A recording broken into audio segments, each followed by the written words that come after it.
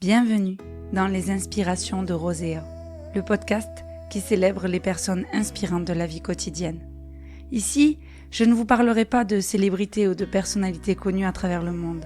À la place, je mets en lumière des gens comme vous, comme moi, des gens qui pourraient être votre voisine, votre amie, votre collègue ou votre sœur. Pourquoi ce choix ? Parce que ce sont souvent les personnes les plus proches de nous qui ont les histoires les plus extraordinaires et les plus inspirantes. Des histoires de résilience, de détermination, de passion. Des histoires de personnes qui ont traversé des épreuves difficiles, qui les ont surmontées, qui ont combattu des maladies ou qui ont choisi de s'engager pour une cause qui leur tenait à cœur ou juste ont réussi à réaliser un de leurs rêves.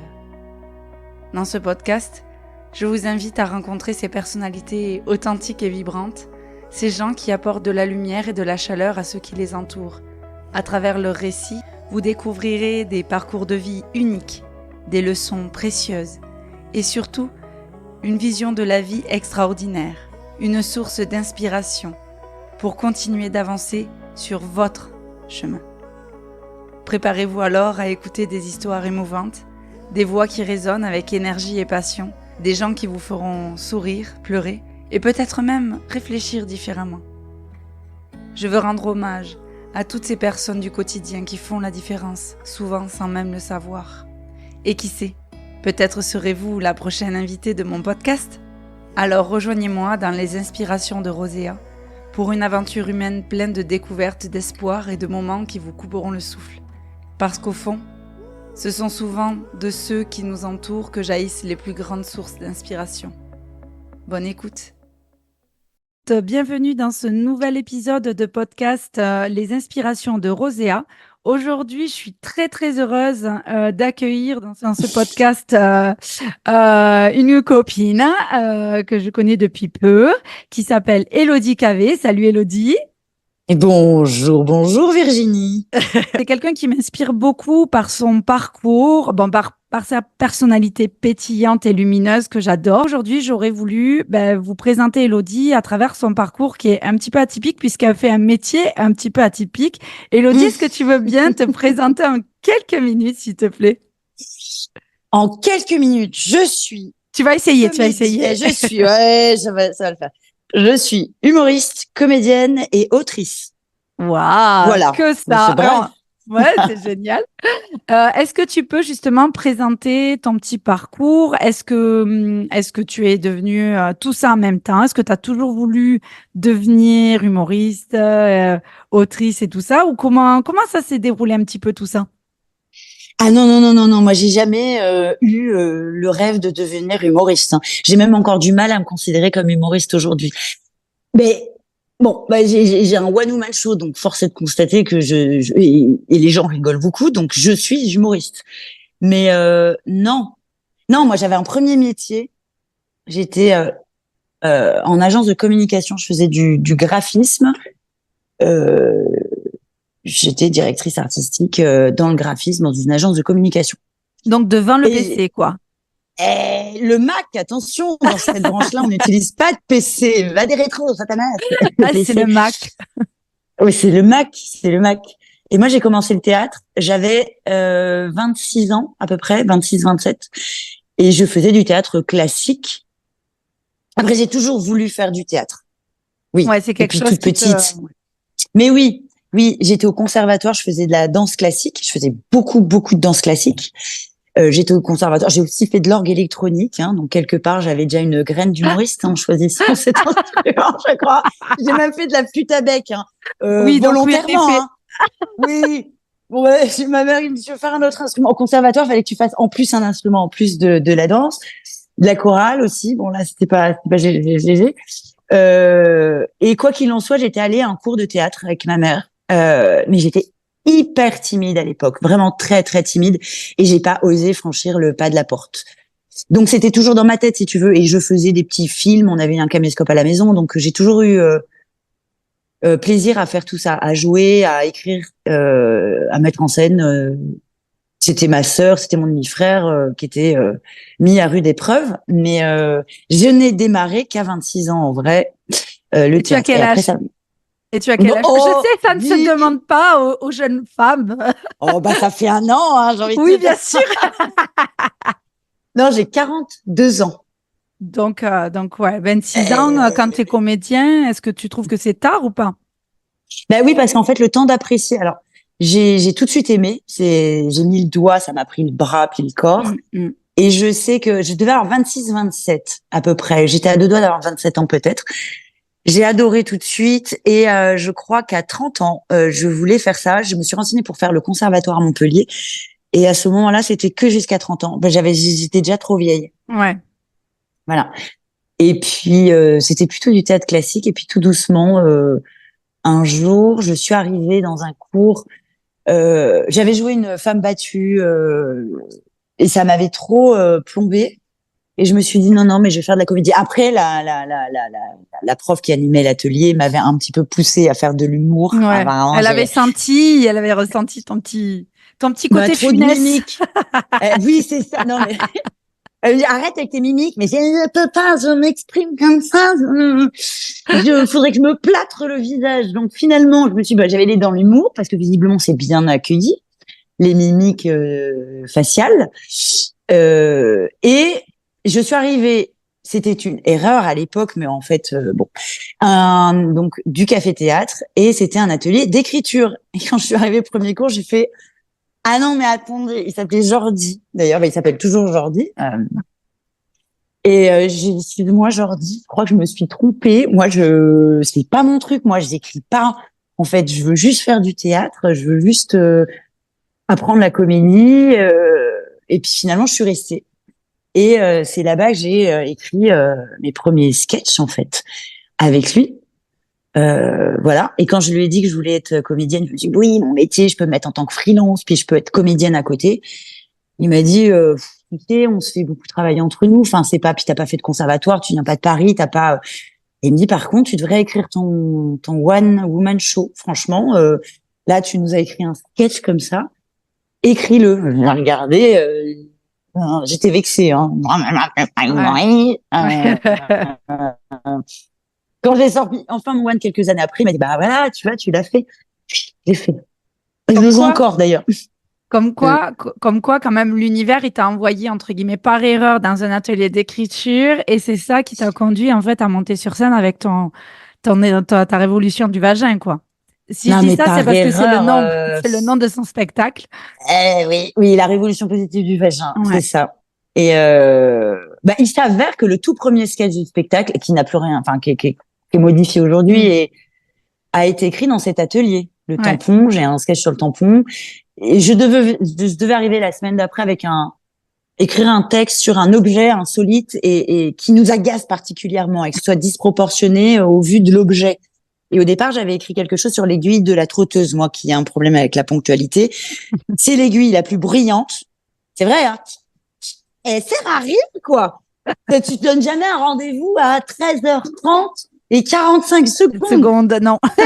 mais je trouve qu'elle est assez représentative de beaucoup de personnes dans le monde. C'est ceux qu'on entend qui sont parfois les plus inutiles et les plus chiants, en fait. Mais bon, bref. Et en fait, la veille du cours, je regarde la ficelle du tampon, je m'agace toute seule dessus, je me dis, bah tiens, je vais écrire là-dessus. Et bam, la toute première version est arrivée comme ça. C'est marrant d'ailleurs, la genèse de ce truc-là. Mais une erreur d'arriver dans ce cours, non, c'est qu'il fallait que ça se passe comme ça, en fait. Et oui, mais c'est ça, c'est ce que je te dis. C'est toi, tu disais c'était une erreur, mais en fait, c'était un super cadeau de la vie, quoi, si tu veux. Donc, Ah oui, complètement. Et d'ailleurs, je joue encore par la suite, une fois que je me suis lancée, je sais que Jordi, c'est le premier à m'avoir confié un rôle dans une pièce en tant que pro. Et une pièce dans laquelle je joue encore girl power, quoi. Donc, non, c'était une super rencontre, Jordi. Il a planté la graine de.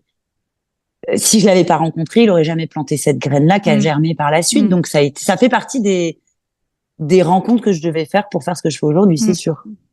Et donc du coup, comment t'es devenue à temps plein humoriste? Comment ça s'est passé? Est-ce que tu as eu des signes de l'univers comme quoi tu étais sur le bon chemin? Tu sais de quoi je veux te parler? Mais comment ça s'est passé? En fait, j'ai dans l'atelier justement d'écriture, J'ai écrit énormément, mais c'est un cap c'était l'avènement un peu, c'était l'arrivée des comédie clubs, des scènes ouvertes en France, qui sont arrivées des États-Unis grâce à Jamel Debbouze d'ailleurs, beaucoup grâce à son impulsion. Et se présenter avec ses propres textes, c'est moi qui joue, c'est moi qui écris. T'es tout nu, hein. Tu peux pas dire ouais, mais le texte il était pas terrible, ouais, mais la comédie, tout est toi. Donc, j'ai sympathisé avec Patrick, un autre comédien du cours, avec qui on a écrit une quantité de sketchs énormes qu'on présentait dans les comédie clubs, dans les scènes ouvertes. Et ça s'est fait plutôt comme ça en fait. Et à deux reprises, j'ai présenté des sketchs toute seule. J'ai pris beaucoup de plaisir. Et la toute première fois où j'ai présenté un sketch toute seule, c'est lui qui m'a donné la main. C'est Patrick. On a commencé à deux le sketch. Et là, je lui dis, écoute, on simule une dispute et tu me dis, bah vas-y, démerde-toi. Tiens, toi, si tu veux, démerde-toi. Et voilà. Donc, il m'a aussi donné la main sur ce coup-là. Et comment ça s'est fait? Bah, en fait, c'était tard, hein, en janvier 2017, il me dit qu'il peut plus, on peut plus jouer, alors qu'on venait de terminer un spectacle, hein. On aurait pu jouer, on avait bouclé 1 heure de spectacle un peu testé. Et là, du coup, dans les comédie clubs ou dans les scènes ouvertes, je pouvais pas présenter mes textes. Soit je présentais les textes à deux avec Patrick, soit je présentais les miens. Donc si je voulais que Patrick y joue aussi, je pouvais pas présenter les miens. Donc à partir de on a pu jouer tous les deux, j'ai fait mes textes toute seule sur les plateaux. Et ça devait être en avril 2017, je vais pour participer à une scène féminine, que des nanas. Et dans la semaine, il y a Thierry, le patron du théâtre. Aujourd'hui, c'est la Comédie d'Avignon à Avignon, qui me dit, ça s'appelait le Clash avant, et qui me dit en fait, ça va être un concours. J'ai fait un concours. Le mois dernier, j'ai fait la même chose avec les garçons, les mecs. Et j'ai dit oui, je viens tester un truc. Enfin, voilà. Et j'ai gagné cette scène. Et devant le public, il me dit, Élodie reviendra le mois prochain avec 45 minutes de son spectacle. Et toi, tu n'avais pas.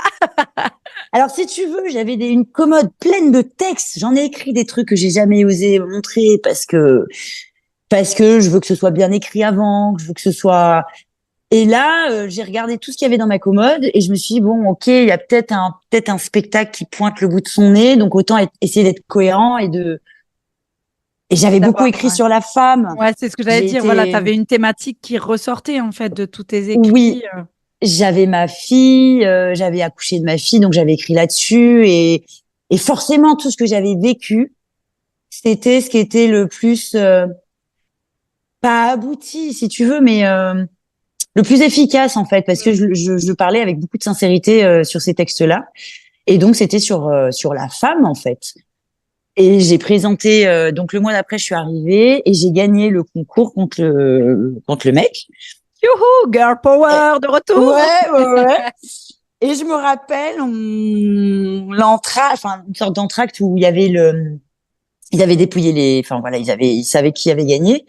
J'étais encore en off et puis Thierry me dit, bon, écoute, on annonce ton spectacle complet. J'étais là. Et en fait, j'avais pas pu tester 45 minutes parce que avec l'animation, j'avais dû faire que 30 minutes finalement et lui 30 minutes, ce qui était déjà pas mal, sinon ça aurait fait trop. Et là, je me suis dit, non, mais attends, j'ai testé que 30. Moi, c'est un spectacle, c'est 1 heure, quoi. Tu peux pas faire moins d'1 heure. Et il y avait Stéphane David, je me rappellerai toujours, qui est humoriste imitateur, qui m'a dit, écoute, t'y vas, quoi, parce que déjà avoir une première date dans un théâtre, c'est chaud d'obtenir. Là, tu l'as, c'est cadeau, tu l'as, donc vas-y. Ouais, mais moi, j'ai rien. Il m'a dit, écoute, au pire, tu fais 50 minutes, tu prends 10 minutes de première partie. J'étais là, mais ça se fait pas. Et il me dit, mais si. Et puis, j'ai fait un peu comme Yes Man, tu sais, le film avec Jim Carrey. Oui, c'est ça, où tu dis oui à tout. Je suis retournée sur scène, j'ai dit, ok. Et en fait, avril, mai, et donc c'était en juin. Ouais. Et je me rappelle que je suis partie quelques jours en Auvergne, dans la campagne, et je me suis dit, bon, bah voilà, maintenant, il faut que je boucle 1 heure de spectacle. Ouais. Avec les textes que j'avais. Et en fait, la toute première au mois de juin, Ça a duré 1 heure et demie. Ouais. Non, mais je te fais quoi? Parce qu'en vrai, Oui. j'improvise. Ben oui, Et c'est ce tout que j'allais dire. ça. Et Et puis, le spectacle, voilà. tu vivais un rêve aussi d'un côté où où t'étais vraiment en te disant en mode sérieux, t'avais de la pression.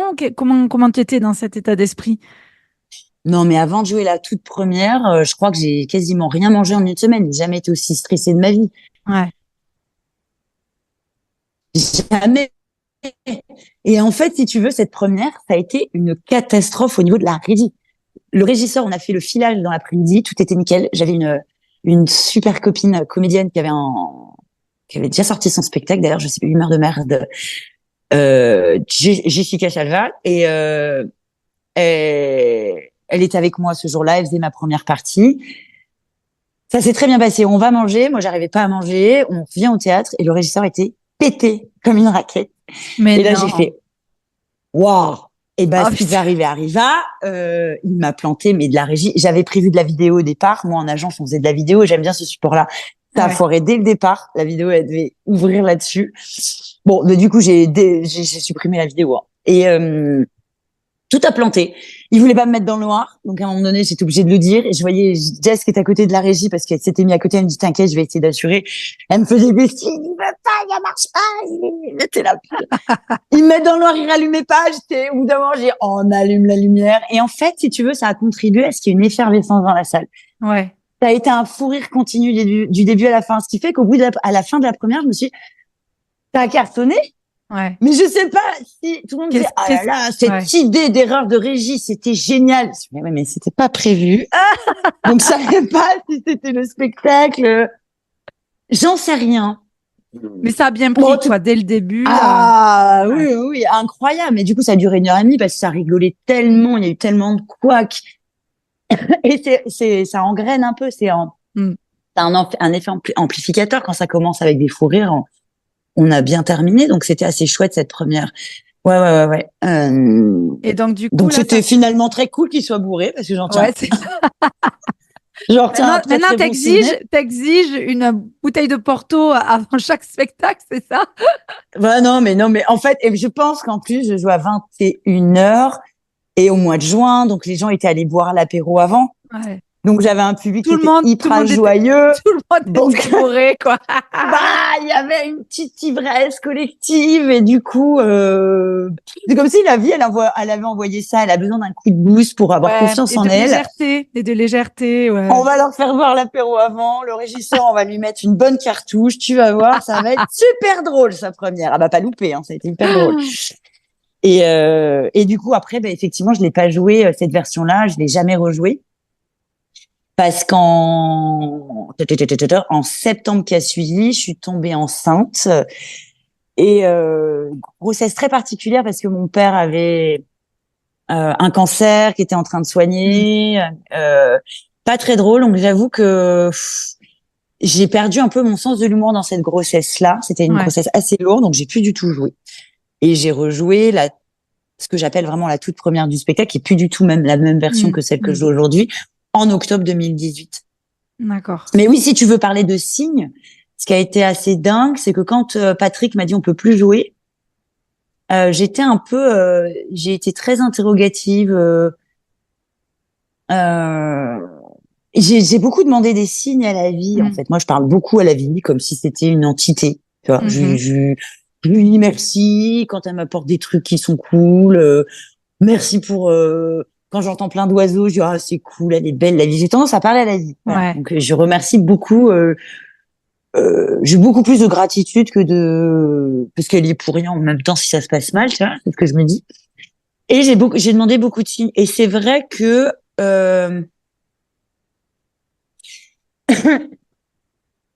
quand Patrick a plus jouer, je demandais et en fait mon regard se posait sur est-ce que faut que je le fasse toute seule ou est-ce que je retrouve quelqu'un à Mm. deux. Et est-ce que c'est voilà. Et je me rappelle une fois, il y a deux trams qui se croisent. Là où je bossais, je prenais le tram. Et entre les deux fenêtres, il y avait une pub pour, je sais plus, c'était Quick ou Burger King, un truc à la Ouais. con. Et c'était, vous êtes sur le bon chemin. Vous êtes sur la bonne voie. J'étais là, ah, ça finit ma phrase. Est-ce que je suis sur la bonne voie. Ah ben impeccable. C'était. Ah ouais, c'est génial ça. Ça a été. Et quand j'ai commencé à jouer en 2018, euh, on m'a proposé, on m'a appelé à l'été. J'avais accouché en fin mai. J'ai perdu mon père juste avant d'accoucher. Ah, bichette. Et il s'avère que j'avais vendu ma maison. On avait vendu la maison juste avant que mon père ne décède. Donc, cet été-là était un été apocalyptique parce qu'on ne trouvait pas une maison achetée tout de suite. On ne trouvait pas de maison en location. Il n'y avait rien. Je venais de perdre mon père, je m'autorisais mon deuil. Un petit bébé qui arrivait, donc je perdais mon papa. Il y avait un garçon qui rentrait dans ma vie. Ça a été, sincèrement, c'était Hiroshima quoi dans ma tête, dans ma vie. C'était fou. Tu sais, il y avait des montagnes ascensionnelles. Enfin, j'étais dans un grand vide, quoi. Oh, mon père est parti. Puis je voyais la petite bouille de mon petit garçon.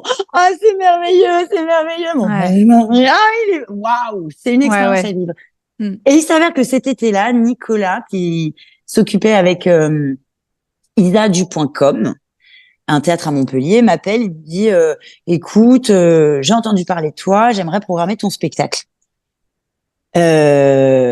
En septembre et en octobre, tous les mardis. Et là, je me suis dit, non, mais attends, il faut que je me respecte parce que là, la version que j'avais proposée, elle était pas, j'avais fait un peu, pas à l'arrache, mais enfin, si, quand même. Bah, et c'était avec les énergies du moment aussi. Ah oui, puis il fallait qu'il sorte, hein. Et en fait, c'est comme si la vie m'avait dit, oh là là, si on t'attend, toi, t'es tellement perfectionniste, tu le sortiras jamais. Tu vas mettre 10 ans à écrire un spectacle. Et là, on m'a pas donné le choix, tu vois, un peu comme Yes Man. Ouais, j'y vais, le spectacle, ok, ça y est, il est accouché. Donc j'avais quand même une base. Et là, c'est pareil, en fait, j'ai même pas dû chercher un théâtre. On est venu me chercher pour me programmer. Alors que si tu savais, Virginie, des années quand j'ai commencé le théâtre j'avais quand même ce truc là en tête parce que quand j'ai commencé quand j'ai gagné ce concours là, j'ai commencé à regarder sur ce théâtre. J'avais fait le forum des associations et ils y étaient pour des cours, je crois qu'ils donnaient ou je sais plus, et j'étais là à me dire je testerais bien, j'aimerais bien jouer là-bas, mais apparemment c'est chaud pour jouer. C'est un tout petit théâtre, hein, il y a une 50aine de places. Et en fait, que ce soit ce théâtre qui vienne me chercher, tu vois, je voulais pas le jouer dans un grand 200 places tout de suite. Enfin, je pensais pas ça possible d'ailleurs. Je trouvais ça, donc j'ai fait, attends, faut que je me respecte, je peux pas en septembre, et en même temps, je me suis dit, punaise, l'opportunité, on vient me chercher. La vie t'envoie une perche, est-ce que tu la prends ou est-ce que tu la mets de côté, quoi? Dit, j'étais en mode yes man, alors on va dire yes woman, qui m'a permis de le pondre. Alors j'ai dit non pour le mois de septembre, ok pour le mois d'octobre. Donc déjà ma fille, elle allait reprendre l'école au mois de septembre, et je me suis dit, je suis encore en congé mat, en congé, et j'ai dit oui pour le mois d'octobre. Et en fait, il s'est avéré que j'ai fait complet dès la première, et j'ai fait complet. Du coup, ils m'ont prolongé tous les mardis de l'année. Ils m'ont rajouté des jours, et j'en revenais pas. Et j'en revenais pas. T'étais uniquement là, t'avais quitté ton boulot d'infographiste ou pas encore? Ah non, j'étais en congé mat et congé parental par la suite. D'accord. Parce que pour ma grande, j'avais dû reprendre très vite et ça m'avait fait un peu. Elle avait 3 mois et demi et je l'ai hyper mal vécu. Ouais, c'est violent. Je me suis dit, c'est pas possible. Je vais aller travailler pour payer quelqu'un pour la garder. Alors que moi, j'aspire à la garder à l'âge qu'elle a. Enfin, je me dis, c'est pas un âge où c'est avec moi qu'elle doit être avec son père. Si tu veux, c'est pas une question maternelle seulement. Et là, je sais que pour le deuxième, je m'étais dit non, moi je reprends pas tout de suite, je me débrouille, mais c'était pas possible. Donc ça a pu être chaud parce qu'il y a une période où il dormait pas du tout. Sacha, j'allais jouer le soir dans des états. Il nous a fait de l'insomnie du nourrisson. Il dormait 6 heures en 24 heures de manière éclatée. Je pouvais avoir dormi. C'était un enfer absolu. Il y a des représentations, c'était un petit peu de l'humour noir dans mon spectacle. Et une version qui a rien à voir. Ils m'ont permis c'était un laboratoire le point com. Ah ouais. Ça a été un laboratoire. J'ai une spectatrice qui était venue la fin 2018, qui est revenue à l'automne 2023. Ouais. Qui me dit, mais en fait, c'est pas du tout le même. Vous auriez pu annoncer un deuxième. Je dis, oui. Moi, à l'inverse des stand-uppers aujourd'hui qui viennent rôder, et ensuite sortent un spectacle abouti. Bon, moi, j'ai joué et j'ai modifié. Et aujourd'hui, je le modifie plus. Ou alors, de l'assaisonnement. Parfois, je mets du curry, puis je me dis, bah tiens, là, je vais mettre un petit peu de piment. Et ouais, c'est le point com qui m'a permis de me lancer dans ce métier, de me professionnaliser, si tu veux. Et de te confirmer que bah, ta place, elle était là, quoi.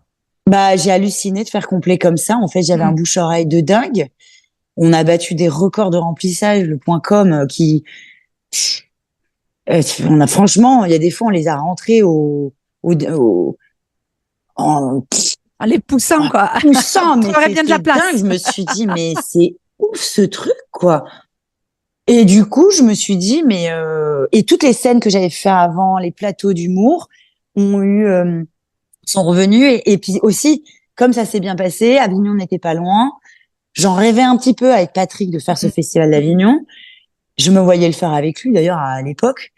Et là, je me suis dit, bah allez, j'y vais, quoi, feu. Ouais. Et en fait, j'ai fait le festival d'Avignon un jour sur deux avec un bébé qui avait des je faisais les allers-retours, je gérais sa charge, j'y allais tous les jours. Je remplissais, même si je jouais pas tous les jours, j'y allais tous les jours pour remplir ma salle, j'ai fait complet tout le festival d'ailleurs. Ouais, c'est super. Délirant. Mais du coup, effectivement, toute cette année-là, c'est là où je me suis dit, mais il y avait des dates qui commençaient à rentrer. On proposait des dates, on t'a vu sur un plateau, on a entendu parler de ton spectacle. Je me suis dit, mais là, attends, déjà, mon boulot, c'est très prenant. Hein. Quand tu es en agence de com, je me suis dit, mais oh non, mais faire les deux, c'est pas possible. Ou alors je squeeze mes enfants, en fait. C'est-à-dire que là, tu vois, et je me suis dit, bah non, j'ai pas fait des enfants pour pas les voir. Donc, à un moment donné, il faut que je choisisse l'un des deux métiers. Enfin, c'est pas compatible, là. Et puis, tout doucement, je sais plus quand, j'ai mis du temps. Ça s'est fait, ah bah écoute, si un jour je me suis dit, je voulais prolonger mon congé parental pour encore un peu avoir le temps de tâter, voir comment ça se passe. Et financièrement, je pouvais plus. Et je me suis dit, bon, tant pis, je lâche, j'y retourne, je sais pas, on verra, on verra. Et bah, le décès de mon papa a fait que je crois que c'est la veille, j'avais jusqu'à telle date pour demander une prolongation de mon congé parental.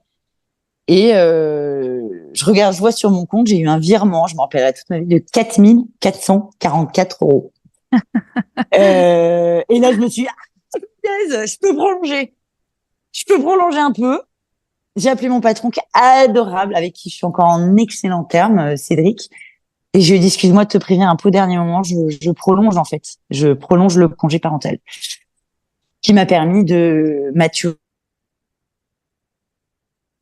un petit peu plus. Et c'est fou parce qu'en fait, j'avais des copines qui me voyaient, qui me disaient, bah écoute, vas-y, fais ça. Ponce. Mais contrairement, il y a beaucoup de personnes qui sont dans des boulots qui leur plaisent pas, ou un environnement pas cool, des collègues pas sympas, ou un patron pas sympa, ou un responsable pas sympa. Ou bah moi, j'avais pas ça. Hein. Ouais, voilà. J'avais pas ça. Moi, et du coup, elle me ressortait la phrase que je leur sortais souvent: saute et le filet apparaîtra. C'est quand tu peux voir quand on saute. J'étais là, je dis bon, et puis dans ma tête, je me suis dit bah bon, il va peut-être falloir que je décide de sauter pour voir un filet, mais punaise, c'est quand même un cap d'être saltimbanque, quoi, troubadour. Et je me rappelle que le jour où dans ma tête, j'ai pris la décision de ne plus y retourner. Ça a été un chemin, parce que dans ma branche, il n'y a pas une offre de travail. Ouais. Il n'y en a pas. Donc je quittais quelque chose sans savoir si je pouvais pas me retourner après si ça marchait. Eh bien oui, j'ai eu plein de filets qui sont apparus. Ouais. Complètement délirant en fait. On m'a appelé pour faire être chroniqueuse sur France Bleu Héros. Il y a Jordi qui me proposait d'intégrer la pièce Girl Power. Et là, j'ai eu plein d'appels pour programmer mon spectacle. Plus prolongation encore. Enfin, j'avais plein de dates. Waouh, c'est dingue ce truc, quoi. Je te jure qu'entre le moment où j'ai pris ma décision dans ma tête, il a pas fallu une semaine pour que le filet pointe le bout de son nez, quoi. Et si tu veux, juste avant, j'étais pareil avec la vie, je posais des questions. Bam, mon regard se posait sur des messages qui finissaient mes phrases. c'était complètement délirant. Ouais, Et le j'en lâcher parlais. prise. Bah, puis même ces messages-là, quoi. J'en parlais avec des copines. Je dis, regarde où mon regard s'est posé, regarde le truc. Même des copines qui sont peut-être moins open sur ce mode de pensée-là, ont pu voir qu'effectivement, il se passait un truc quand même. Ouais, ouais. C'était assez dingue. Ah non, Bon. moi, la vie m'a déroulé un tapis rouge. Hein. Mm. Franchement, c'est super chouette. Où est-ce qu'on peut retrouver toutes tes dates, tes prochains spectacles, pièces? C'est Elodie Cavé? Kv.com. Ouais, ok, d'accord, KV en super. deux lettres, le K de Kiki, le V de Vagin. Et normalement, dans moins d'une semaine, toutes les dates sont à jour Oh, sur le site super, internet. super, super. Après, sur Euh, Billet Réduc, on a beaucoup de lieux qui sont présents aussi. ouais, Avec la billet révolution réduc positive aussi. du vagin. Ouais, ouais. Ouais. Ok, je mettrai tous les infos de toute façon sur la description. Mais en tout cas, merci beaucoup, Hello, pour nous avoir raconté ce périple qui ne fait que démarrer de toute façon ta nouvelle aventure dans ta vie. Euh, Est-ce que je peux te poser quelques questions maintenant? Bien Alors, sûr, je t'écoute. l'idée, c'est vraiment que je te pose la question et tu réponds du tac au tac sans trop réfléchir et sans trop développer, tu vois, pour laisser, tu sais, le fameux lâcher prise, le mental, tu vois, qu'on fait taire. Voilà. Et on essaye de faire vraiment du tac au tac. Ça va? Je vais essayer. Ok. Donc, tu as dit que tu étais maman de petits loups. Donc, tu as Oui. ta grande. Quel âge elle a maintenant, la grande? Elle a 10 ans. 10 ans. Et le pitchou? Il va bientôt avoir 6 ans. D'accord. Du coup, moi, j'ai une petite question de maman à te poser. Qu'est-ce qui est pour toi le plus difficile? Être humoriste, auteur, compositeur et tout ça de tes spectacles, ou maman? Maman, je pense que franchement, c'est un des rôles les plus compliqués, en fait. Tu vois, j'en parle souvent, je dis, mais c'est le meilleur exercice de développement personnel de toute une vie des Ouais, enfants. ouais, ouais. Ça t'apprend à ne pas s'énerver dans des situations où, franchement, il y a des fois, mais T'as t'auras juste envie de envie te dégoupiller, ouais, quoi. grave. Et de te dire, allez, c'est comme ça, elle vient d'écrire sur le mur, elle vient d'écrire sur le mur, d'accepter ce qui est, quoi. Et c'est tous les jours que tu remets cet exercice de développement personnel, dès le réveil jusqu'au coucher. Maman, de loin. Et en même Ah temps, oui. c'est aussi très gratifiant. Donc, Mm. Est-ce que tu t'inspires justement de ta vie de maman pour écrire tes spectacles? Je connais la réponse parce que j'ai vu tes oh spectacles, mais mais je vais être sincère. Sans mes enfants, il y aurait une partie du spectacle en moins. Sans mon homme, moi, je me nourris de ce que je vis puisque ça me parle et tout ce mm, que justement, ce que tu disais, les moments, enfin, même en tant que maman, c'est ce qui me parle où t'as envie de, eh ben, le fait d'en rire, peut-être de se détacher et de se regarder en tant que spectatrice de soi-même. Je me regarde et je me dis, oh non, mais c'est ridicule, est-ce que je suis, eh ben, je me sers de ça pour en rire. C'est-à-dire bien sûr. que c'est souvent les moments les plus difficiles. Même dans le spectacle, l'accouchement, franchement, mon premier accouchement, il a été très compliqué. Eh ben, ouais, je me sers de ça et j'en rigole, oui. Ouais, c'est. Évidemment. Mon Dieu, puis c'est une mine d'inspiration, mes enfants. Là, Sacha, il me dit, t'as le visage rayé, maman. Oui. Il a fait un Ils sont atelier mignons. rayure et il a mis en application avec mes Oui, rides. c'est ça. Alors justement, tout à l'heure, on parlait de la vie, on parlait de ce fameux lâcher prise et de ce filet qui apparaît quand justement tu sautes sans parachute. C'est quoi la plus belle leçon que la vie, elle t'ait apprise? Bah, j'avoue que le plus spectaculaire et ce qui m'a vraiment donné une confiance absolue dans la vie, c'est ce saut que j'ai fait de changement de métier. J'avais tellement, mais tellement de fausses croyances. Mm. Dans ma tête, j'ai travaillé, si tu veux, j'avais le boulot, je prenais des petits boulots à côté pour de graphisme en plus. Hein, j'ai même travaillé pour une marque de cosmétiques en indépendante. Je me suis dit, il faut que j'ai suffisamment d'argent pour pouvoir faire ce que j'aime. Mm. C'est Ouais. débile en fait. Mm. Au lieu d'aller directement faire ce que j'aime, et en fait, Parce que pour moi, dans ce métier-là, tu peux pas gagner. Tu vois, c'est ridicule. Et en fait, il y a beaucoup de croyances limitantes liées à beaucoup de métiers. Et toi, tu vois, c'est dans le métier de saltimbanque, entre Mais non, guillemets. Mais c'est dans le métier du bien-être, c'est dans des métiers de cœur, en fait.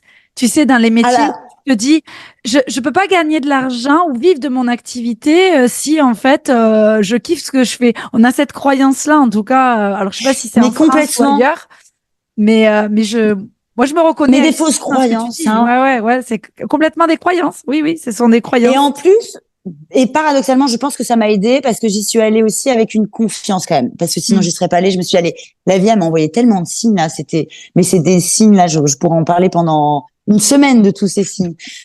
Que j'avais quand même une graine, un germe de confiance dans la vie.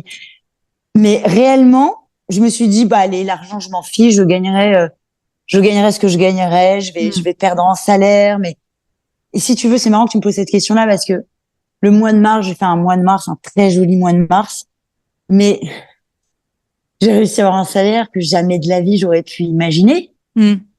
Et alors, si tu veux, j'en parle pas. Je fais attention parce que dans la société, on se dit bah voilà, c'est pas. Je suis contente du chiffre. C'est ce qui me touche le plus, c'est de me dire mais si on avait dit à la Élodie il y a quelques années, tu vas qu'un mois elle serait capable de faire ça, mais j'aurais dit mais n'importe quoi. Parce qu'en vrai, l'argent, je continue de me dire, je m'en fiche, parce que pour moi, la vraie abondance, c'est pas de gagner un max en vrai, parce que c'est ce que je rappelle à mes enfants. Je dis l'abondance en fait. Tu t'en fiches d'avoir de l'argent. Souvent, c'est ce que je dis à mes enfants. Je lui dis parce qu'en vrai, si c'est l'argent, bah je t'enferme dans une pièce avec 1 million en billets, mais tu peux rien faire d'autre. J'ai en fait, tu t'ennuierais. L'argent, c'est qu'un prétexte, qu'un moyen pour c'est une énergie, faire un voyage, voilà, pour faire c'est tout ça. Donc je je lui dis, demande pas à la vie de l'argent. Ça ira plus vite de dire, demande-lui qu'elle t'apporte la possibilité de réaliser ce que tu as envie de réaliser, un voyage, de manger à ta faim, mais à partir du moment où tu manges ce que tu as envie de manger, tu as un toit, tu es bien, tu te sens bien chez toi, t'es la pas santé, elle est là l'abondance en fait. La santé, d'être avec les gens et tout qu'on aime. Ça peut arriver par des moyens tu vois, mais moi mon métier, je me suis dit à la base, j'adore le ski. Faire un week-end de ski, il faut pouvoir se le payer. Moi, c'est avec ce métier, je suis allée faire je me rappelle la première partie de Michel Boujna. J'ai tout payé, le forfait de ski, j'ai eu tout ça et je me suis dit, c'est vrai qu'en fait,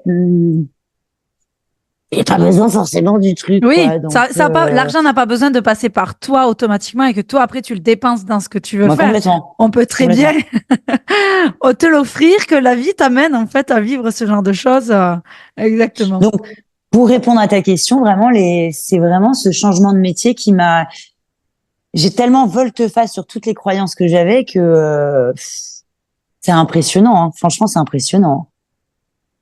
C'est incroyable. Je pense vraiment, et je le pense sincèrement, tu peux pas imaginer à quel point, je pense à quel point la vie est magique. J'ai tellement envie d'aller voir les gens, mais allez-y, ne perdez pas votre temps. Dirigez-vous vers ce que vous aimez. Mais c'est pas, souvent on parle de ça, on me dit oui, mais toi t'es le spectacle, non, t'aimes faire du pain, mais va faire du pain, tu feras la meilleure baguette du monde. Ta boulangerie va super bien marcher, et en plus tu diffuseras de l'amour à travers ton pain. Je dis, le jour où tout le monde fera ce qu'il aime faire, on n'aura plus une seule mauvaise baguette de pain. On aura, tu vois, on n'aura que des bonnes confitures parce que ça sera des gens qui aiment et qui mettront. Faut pas perdre de temps, faut aller directement sur ce qu'on aime faire. Mais on se dit toujours oui, mais c'est pas pareil les autres.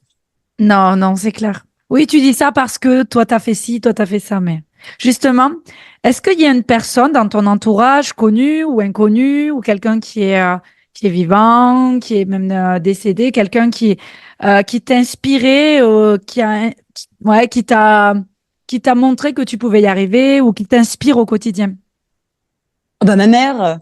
Faut pas aller chercher plus loin parfois. Hein.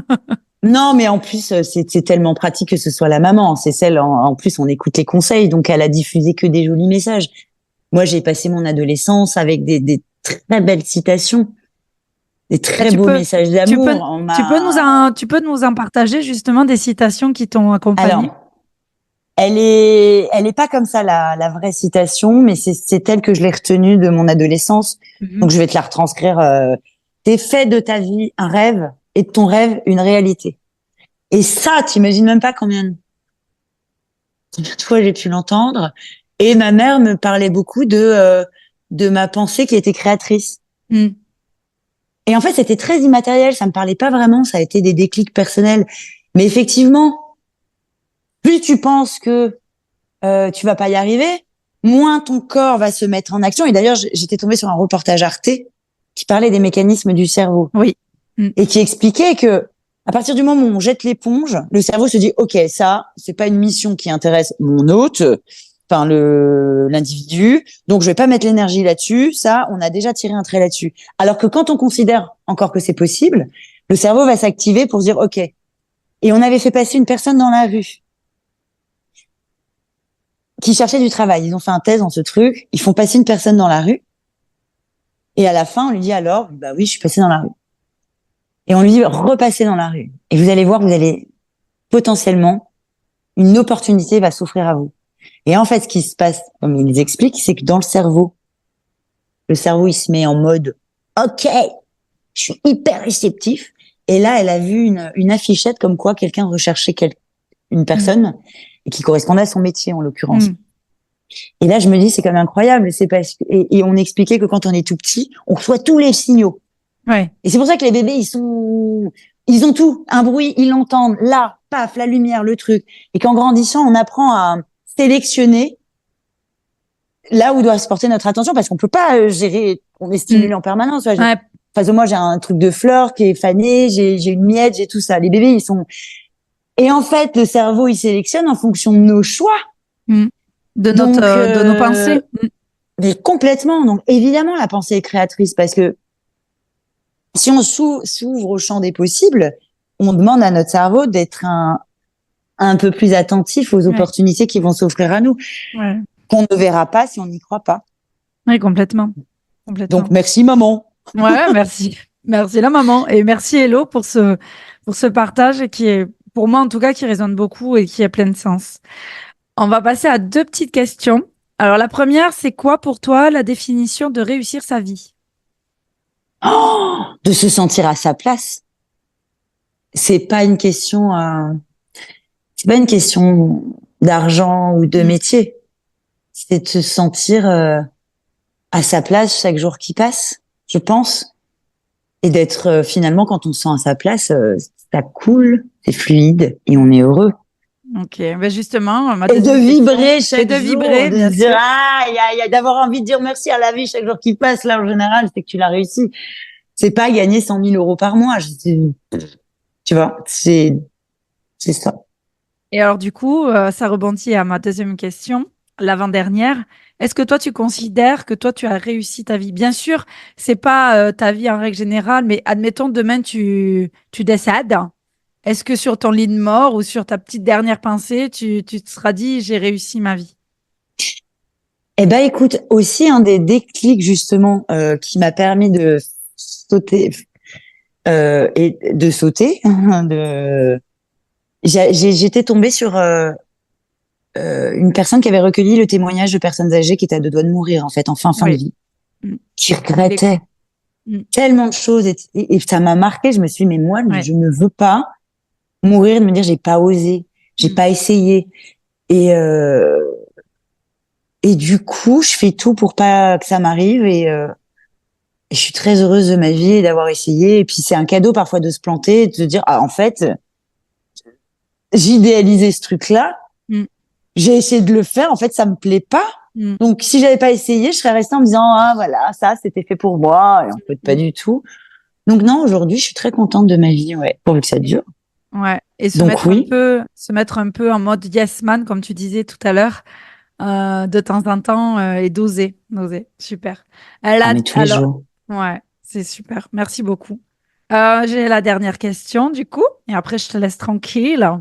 Euh, Quel conseil tu donnerais à une amie, une inconnue, une femme, là, qui a peur de se lancer, qui a peur d'oser, qui a peur de ce qu'on appelle, hein, tu sais, la phrase à la mode en ce moment, c'est sortir de sa zone de confort. Moi, j'utilise étendre sa zone de confort. Mais quel conseil tu donnerais à quelqu'un qui a peur de sauter, justement? Non mais en plus elle est tellement erronée cette expression parce qu'en soi si c'est vraiment confortable, si c'est vraiment agréable, on n'a pas envie de changer. Tu parles, Donc, oui, c'est tu parles de enfin, oui. bah, en vrai, c'est erroné. Et donc, du coup, ça aide pas de dire que c'est une zone de confort parce que si tu te plais dans ton boulot, par exemple, imaginons que ce soit le travail. Pourquoi enfin, si tout se passe bien, tu te sens à ta place dans ton boulot, c'est que c'est pas si confortable en vrai. C'est le Complètement. confort, il est quoi? C'est ça, hein. C'est C'est la matériel. sécurité, parce que le confort, il est pas là, hein. Il est quand tu te sens à ta place, que tu vibres tous les jours toi, qu'est-ce que je pourrais dire? Mais parce qu'en fait, il y a toujours matière à rebondir. Toujours. Toujours. Faut y aller, faut oser. Et c'est magique, quoi. Je dirais vraiment, il y a un filet qui apparaît. Mais par contre, parfois, on se plante sur on idéalise des choses qui sont pas forcément faites pour nous. Et c'est vrai que si tu veux pas vraiment y aller, parce qu'il y a des fois, je sais qu'il y a des personnes qui m'ont dit ça et fais-le en plus de ton boulot. Va vérifier déjà que ça te plaise. Si ça se trouve, c'est pas ça. Mais si t'es convaincu que ça te plaît, t'y vas, tu fonces, t'y vas. Tu le regretteras si tu le fais pas. Ouais. Ok. Donc, le conseil que tu donnerais, c'est ose et n'aie pas de regrets. Mais oui, parce que ça se trouve, ça va pas te plaire. Ouais, c'est ça. Non, mais c'est... Comme tu dis, il faut essayer avant de fantasmer trop sur certaines choses, sur certains aspects de la vie qu'on idéalise aussi, tu Mais c'est vois. en faisant que tu sais, faut faire, faut agir, faut être dans l'action. Si j'ai un conseil à te donner, c'est fais-le. T'as pas le temps, tu sais que financièrement, comment tu veux lancer une boîte de je sais pas quoi, fais le site, fais-le. Tu vas chez toi, tu fais ton site. Ouais, ben en gros, voilà, c'est oser Joséphine, comme on dit chez nous, voilà. Ouais, et agir. Parce que de Et toute façon, agir. si on plante pas, il y aura rien qui va pousser. Ouais, C'est bien d'avoir exactement. confiance dans la vie, mais faut agir, faut planter, puis voilà. Tu vois après ce qui pousse. Voilà, on n'est pas obligé d'avoir tout On est qui des pousse en même jardiniers. temps. Voilà, c'est ça. Bon, bah écoute. Mais Elodie, merci beaucoup pour ce moment. C'est toujours un plaisir d'échanger avec toi sur ton parcours, sur ta vie, sur tous ces signes que la vie t'a amené à voir et à vivre. Je te remercie beaucoup Mais tout pour le ta monde peut demander, hein, d'ailleurs. participation. Faut Mais bien demander, sûr, la c'est vie pas. répond à Mais tout le oui, monde. Hein. bien sûr, faut juste voilà savoir réclamer, savoir demander. Et c'est pas facile pour tout le monde. Je suis la première à qui à qui je me le dis, tu vois. Parce que réclamer quand on a eu une éducation où il ne faut surtout pas réclamer, c'est pas évident, tu vois. Donc autorisez-vous aussi surtout à réclamer à la vie. En effet, elle vous répondra. Merci beaucoup. Vous pouvez retrouver toutes les actus et les profils sur les réseaux sociaux et tout ça d'Élodie Cavé. Je vous transmettrai tout ça au niveau de la description de la vidéo. Je vous remercie beaucoup. Merci Élodie encore une fois d'avoir passé ce moment. Merci à toi, Virginie. T'es un petit cœur. Et on se dit à très vite pour notre prochain épisode. Salut, salut.